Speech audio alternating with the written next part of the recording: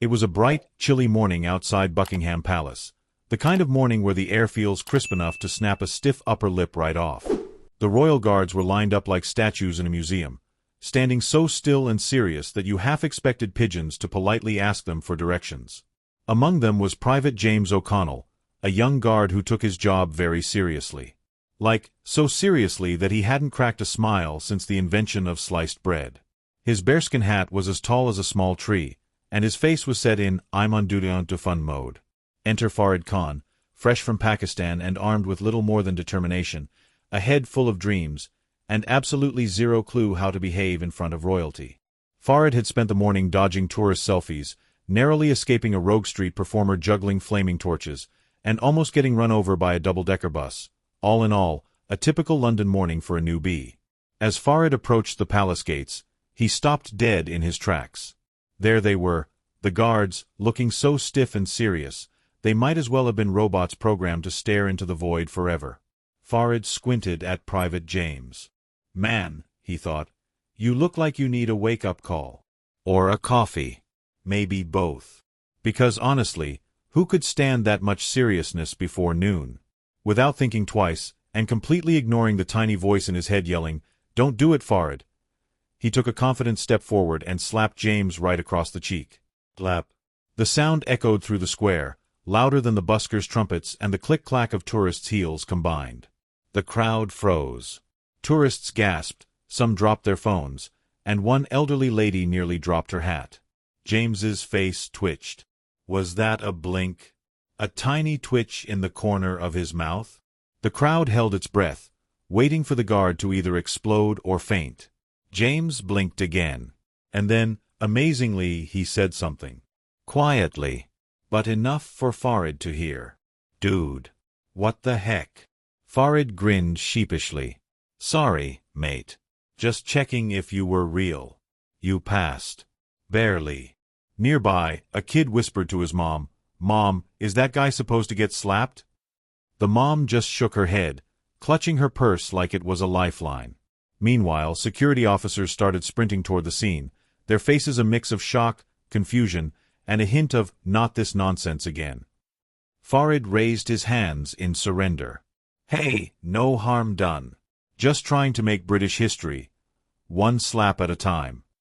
James rubbed his cheek, a little stunned but mostly amused.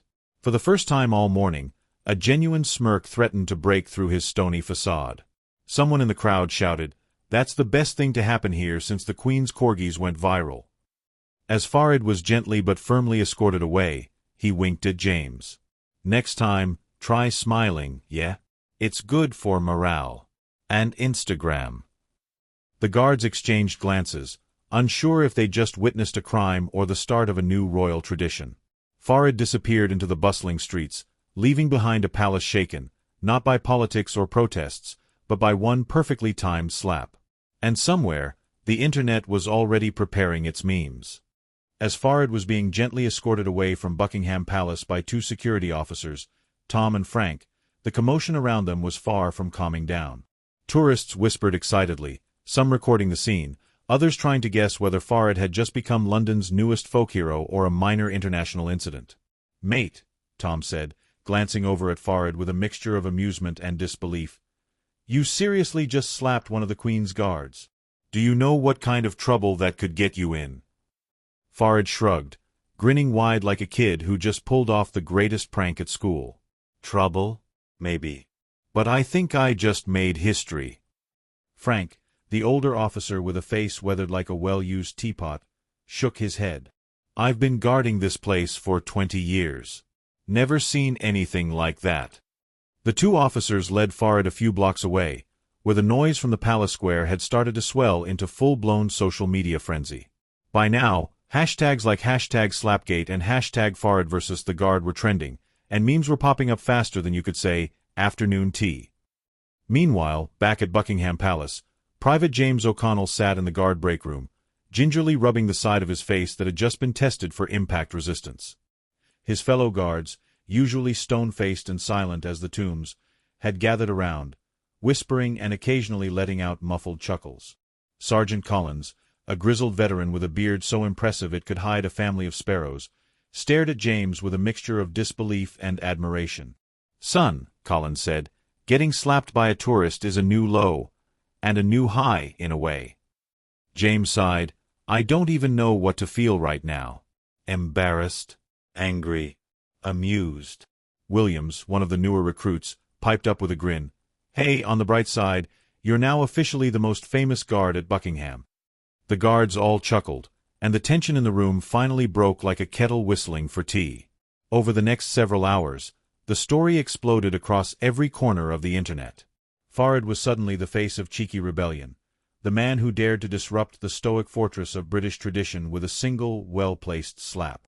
Videos of the incident racked up millions of views, and influencers began making challenges inspired by the event. "Can you keep a straight face like the Royal Guard?" became the newest viral sensation. On the evening news, anchors debated whether Farid was a villain or a hero. Some called it disrespectful. Others saw it as a hilarious poke at the often overly serious world of royal protocol. Farid, riding the wave of unexpected fame, was invited to several talk shows. One host asked, "So, Farid, what was going through your mind when you slapped the guard?" Farid laughed. "Honestly, I thought he looked like he needed to wake up. Plus, I was bored." "And did you expect the internet to go crazy?" "Not at all," Farid said. "But hey, if it gets me some subscribers, I'm not complaining." Meanwhile, James found himself in a peculiar situation. Tourists who used to tiptoe around the guards now waved, smiled, and occasionally mouthed, "Sorry about the slap."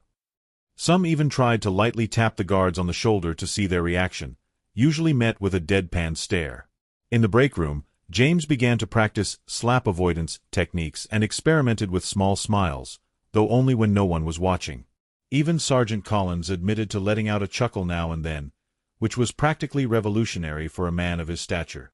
At one point, a well-meaning palace official suggested they install slap shields, transparent panels in front of the guards, but the idea was quickly dropped after the guards unanimously voted against it. Meanwhile, Farid's life had changed overnight. He was flooded with fan mail, free coffee offers, and even a few cheeky invitations to Buckingham-themed parties. But beyond the laughs and memes, Farid started to reflect on what that slap really meant, a small act of rebellion, a shout of "I exist" in a city that sometimes made him feel invisible. As he walked the bustling London streets, Farid smiled, knowing he'd shaken up tradition, one slap at a time. Chapter 1. The Morning After Madness. The sun had barely risen over London, but Farid Khan's tiny flat was already buzzing. His phone vibrated so incessantly it threatened to take off like a drone. Notifications from Instagram, Twitter, TikTok, and even WhatsApp groups from his friends back in Pakistan all screamed the same thing: "You're famous." Farid groaned, his hand fumbling to silence the barrage. The slap, that slap, had gone viral overnight. It had sparked memes, news reports, endless commentary, and most importantly, thousands of new subscribers on his YouTube channel, which was suddenly blowing up. He sat up, rubbing his face, still tingling from the adrenaline rush of yesterday. The slap was impulsive, yes, but it had been worth every second of nerve-wracking anticipation. His best friend Adil poked his head in, grinning. "Bro, have you seen this? You're everywhere. Even my uncle called to ask if you need legal help." Farid laughed. "Legal help? For a slap? It's not like I punched the Queen." Adil shook his head, still chuckling. "London's losing it. This is gold."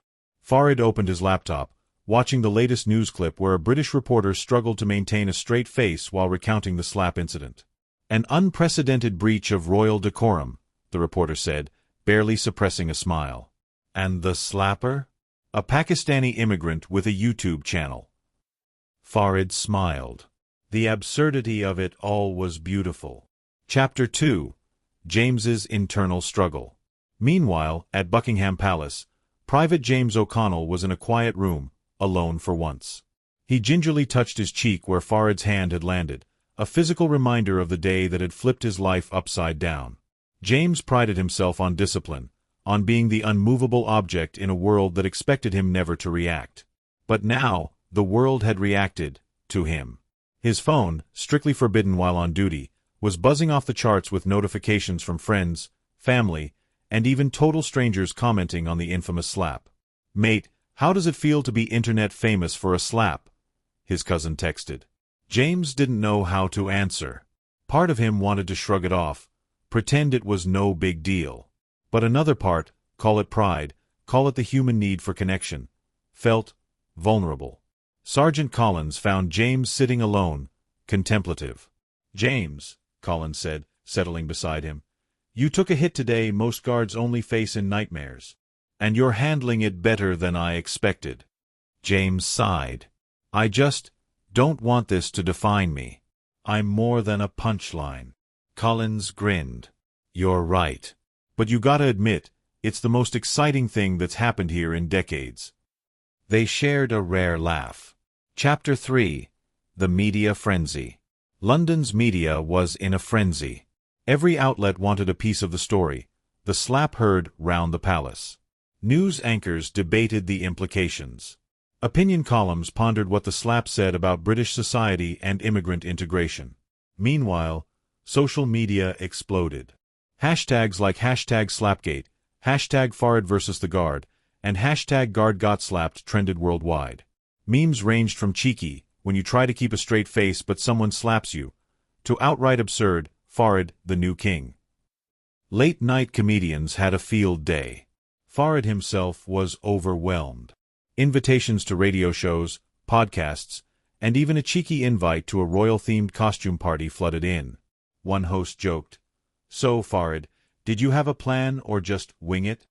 Farid laughed. "Honestly, I just thought, why not?" Chapter 4. Tourist Reactions and Guard Life. In the days following, tourists approached the palace with a new sense of bravado. "Hey, can I slap you?" one cheeky visitor joked to a guard. The guards, trained to remain stone-faced, exchanged glances. Private Williams whispered, "Brace yourself, James. The slap epidemic is coming." James smirked despite himself. Some tourists brought signs, "Slap me too," and "We love Farid." The palace staff considered installing barriers but abandoned the idea as too dystopian. Instead, Sergeant Collins proposed a training session on slap awareness and response. It was promptly ignored. Chapter 5. The Invitation. Then, the unexpected happened. Farid received an elegant, embossed envelope inviting him to Buckingham Palace for afternoon tea. The letter was formal but friendly, expressing hope to turn the incident into a positive dialogue. Farid couldn't believe it. "This is either a royal prank or the start of something big," he told Adil. Chapter 6. Preparing for the meeting. Meanwhile, James was told he would meet Farid. He spent hours rehearsing his handshake, perfecting his "I'm serious but not bitter" face, and polishing his boots until they shined like mirrors. Behind the stern exterior, nerves twisted in his stomach. "Don't mess this up," he muttered. Chapter 7. The Meeting. On the day, Farid wore a traditional kurta, wanting to represent his culture proudly. James stood tall, his usual stiff guard posture softened by recent events. When Farid extended his hand with a grin, James felt the tension break. "No slaps today," Farid joked. James chuckled, shaking the hand warmly. They spent the afternoon sharing stories, jokes, and even planning a community event celebrating cultural diversity. Chapter 8. New Traditions. The slap had started as a moment of chaos but grew into a symbol of connection. Farid and James became unlikely friends and partners in a project promoting unity. The palace quietly celebrated the slap incident as a turning point, a reminder that even the most rigid traditions could embrace a little humanity. Chapter 1. The Viral Tsunami. Farid woke up to a world that no longer seemed quite real. Overnight, his humble slap had transformed into a tsunami of internet fame. Notifications exploded across every app: Instagram, TikTok, YouTube, even obscure meme forums Farid hadn't heard of. His YouTube subscriber count, once a modest 3 digits, was now climbing into the tens of thousands. Fans created GIFs, mashups, and slap compilations, humorously pitting Farid's one mighty slap against various stiff upper lips from around the world. "Mate, you're basically a celebrity now," his best friend Adil said, poking his head into the flat with a triumphant grin. "I swear, Even the local kebab shop owner asked for your autograph. Farid laughed, still rubbing the spot on his hand where the slap had connected. Who knew a slap could open so many doors? Chapter 2. James's Dilemma. Meanwhile, Private James O'Connell struggled to adapt to his newfound notoriety. His once immaculate routine of silent guarding was now punctuated by the occasional tourist waving and shouting, "Hey, Sir Slapsalot! Looking good." Behind the bearskin hat, James fought to maintain his composure. He'd always taken pride in his discipline and stoicism, but the slap had shifted the game. One morning, as he stood guard, a group of teenagers approached, giggling as one of them gently tapped his shoulder. James's eyes darted, but he refused to react. "Hey man," one said. "You good?" James barely nodded, willing himself not to crack a smile. Chapter 3. The meeting approaches. The invitation to Buckingham Palace was both an honor and a source of anxiety for Farid.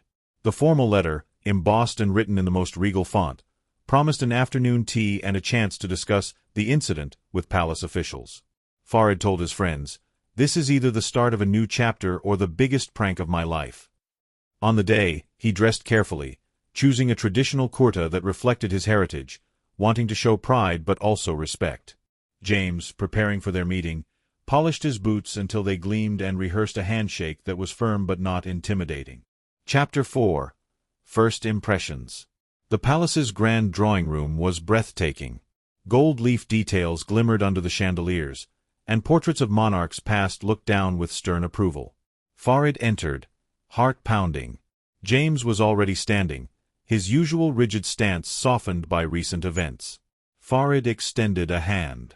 "No slaps today, promise." James smiled, taking it. "Good. I'm still recovering from the last one." They both laughed, breaking the ice. Chapter 5. Finding Common Ground. Conversation flowed easily as they shared stories of their lives.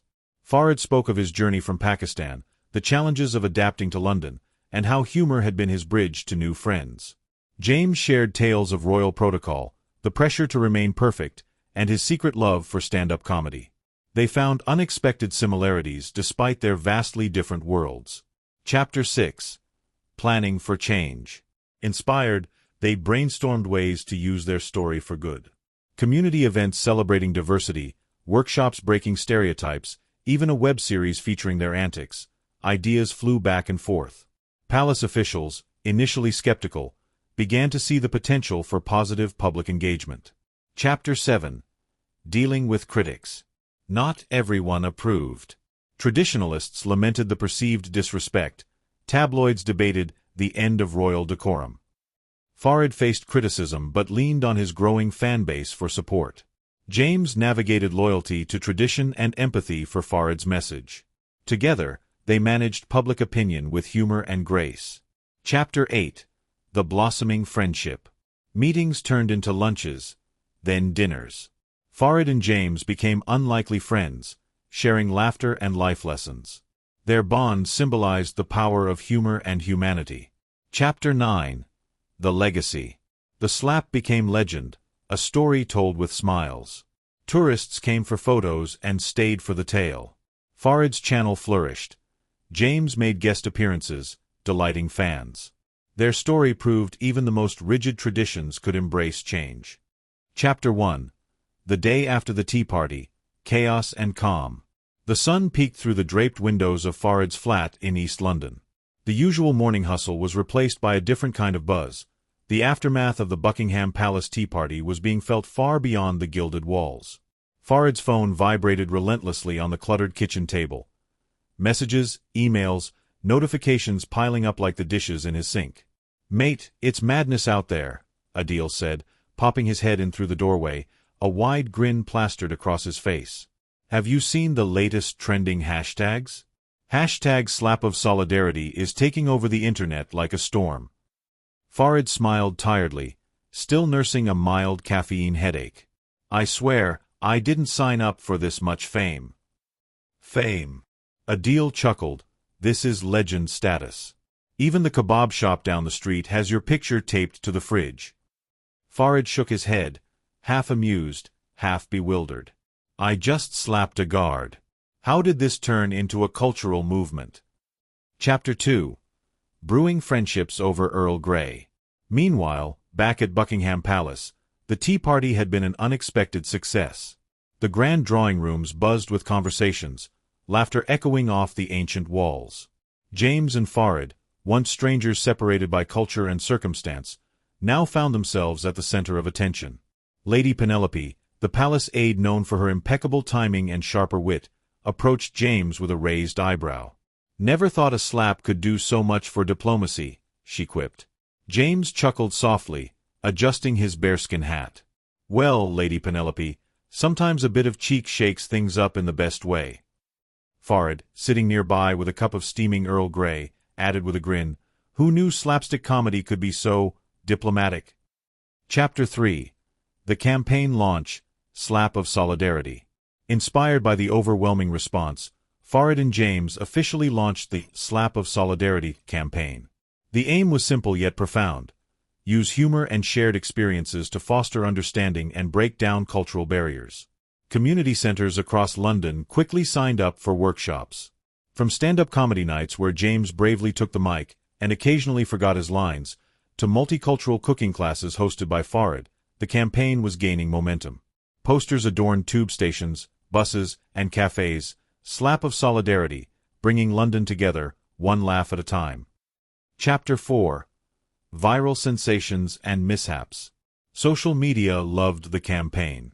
Clips of James struggling to cook biryani under Farid's teasing supervision went viral.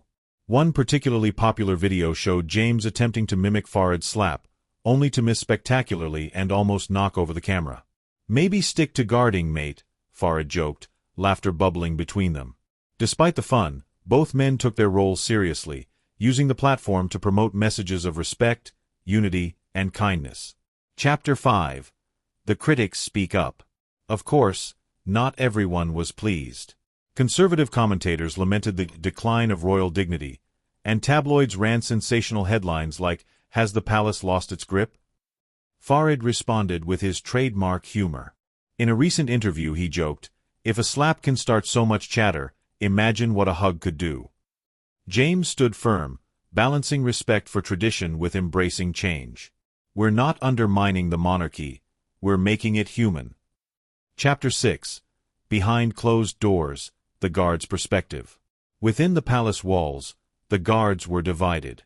Some embraced the new attention, laughing at memes featuring their stone-face championship defeats. Others grumbled about increased public interaction disrupting their focus.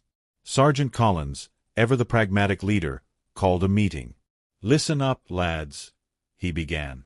"We're part of history now. Let's own it, but remember why we're here." James nodded, silently promising himself to uphold the balance. Chapter 7. Growing Bonds. Away from the spotlight, Farid and James's friendship deepened. They exchanged stories of childhoods worlds apart, bonded over shared frustrations, and celebrated small victories. One evening, over cups of spicy chai and strong English tea, James admitted, "I still sometimes expect you to pop out and slap me." Farid laughed heartily. "Only if you ask nicely." Chapter 8. A Changing London. The campaign rippled through the city. Schools invited Farid and James for talks.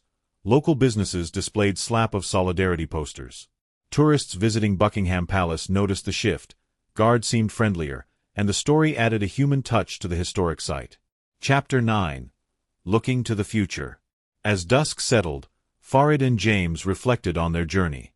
From an impulsive slap to ambassadors of unity, their story proved that even the most rigid traditions could bend to humor and humanity. Farid smiled. "Sometimes, all it takes is a little cheek to change the world." James nodded, "And sometimes, a stiff upper lip just needs a good slap to soften up." Chapter 1. The Quiet Before the Storm, Early Morning in East London. The day began quietly, with the soft glow of dawn filtering through the curtains of Farid's modest flat in East London. Outside, the city was stirring to life, the distant hum of buses, footsteps echoing on cobblestones, the unmistakable scent of fresh bread wafting from the corner bakery. But inside, Farid's world was anything but quiet. His phone, resting precariously atop a pile of notebooks and a half-empty cup of chai, buzzed relentlessly. Notifications flooded in, emails from media outlets, texts from fans, messages from friends eager for updates. Adil, as usual, was the first to arrive, bursting through the door with his trademark grin. "Bro, have you seen this? They're talking about the ceremony all over the news." Farid laughed, rubbing his eyes. "Feels like I'm dreaming. A slap, a tea party, and now a ceremony? What next? A statue." Adil winked. "Don't tempt fate." Chapter 2.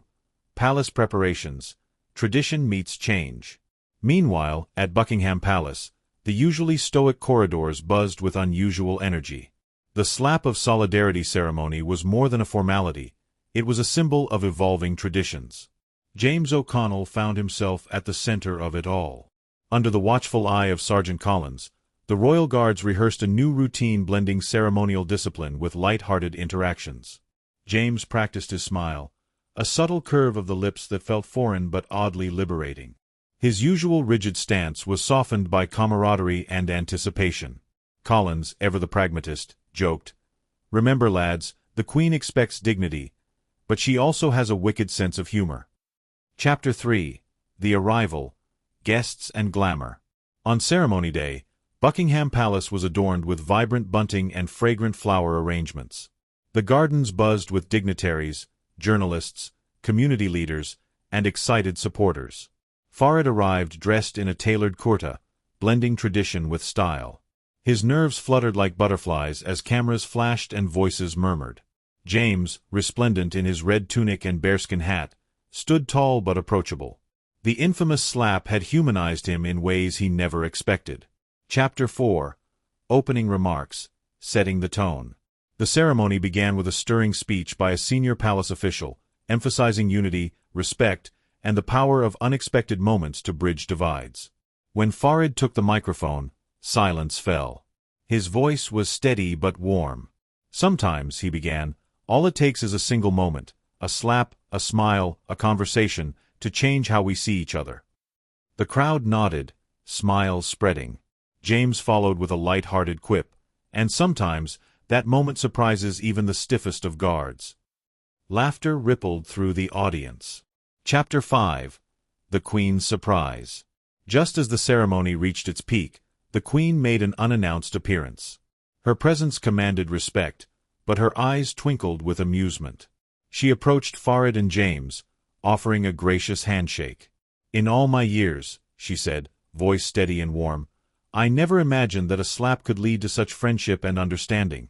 Your story reminds us all that tradition and humanity can walk hand in hand." The crowd erupted in applause. Chapter 6. Celebrations and Connections. After the formalities, guests mingled in the palace gardens. Farid and James shared stories and laughter with community leaders and visitors alike. James admitted to Farid, "You know, I was terrified that slap would end my career." Farid grinned. "Turns out, it was just the beginning." Their friendship was now a beacon of hope and humor. Chapter 7. Looking to the Future. As the sun set behind the palace, Farid and James reflected on their incredible journey, from strangers to symbols of change. They pledged to continue their work, spreading laughter, unity, and respect. Farid smiled. "Who knew a slap could open so many doors?"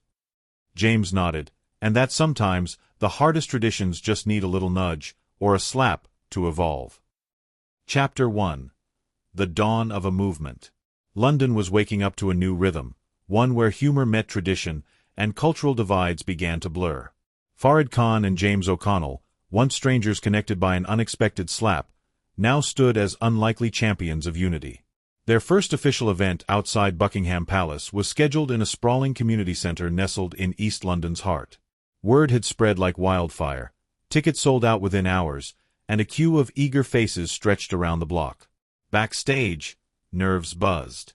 Farid adjusted his kurta nervously, rehearsing his opening joke about accidental diplomacy, while James paced, practicing his newly minted slap smile, a grin designed to disarm and delight. Chapter 2. Opening Night Chaos and Charm. The lights dimmed, and the crowd hushed as Farid stepped onto the stage.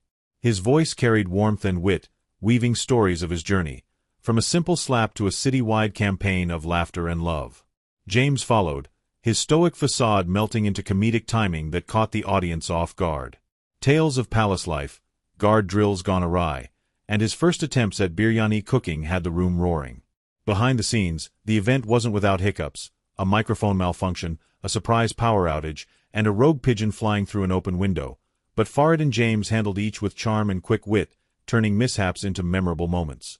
Chapter 3. The Critics and the Champions. Success bred scrutiny. Some traditionalists scoffed at the slap spectacle, worried about royal decorum slipping away. Media pundits debated endlessly, with headlines swinging from praise to scorn. Farid embraced the debate with humor.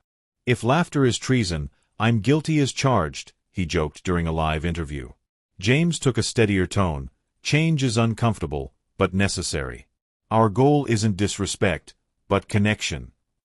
Their ability to address criticism with grace only deepened public admiration. Chapter 4. Expanding the Vision. With momentum building, Farid and James launched workshops across London, comedy nights, cooking classes, and cultural exchanges, all under the Slap of Solidarity banner. Each event highlighted stories from diverse communities, building empathy and breaking stereotypes. Chapter 5. Behind the Scenes. Friendship in Bloom. Away from the spotlight, the duo's friendship flourished. They shared dinners filled with laughter, frustrations, and dreams. James confessed his initial